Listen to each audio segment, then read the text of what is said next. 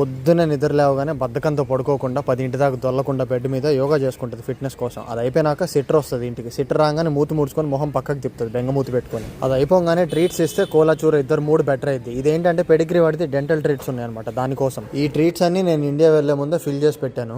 పొట్లో food పడిన తర్వాత happy అవుతుంది. ఆ తర్వాత ఇంట్లో కూర్చొని బయట అందరి మీద అరుస్తుంది అనమాట. దీనికి బయట వాళ్ళకి మధ్యలో ఇల్లు ఉంది కాబట్టి బతికిపోయారు వాళ్ళు.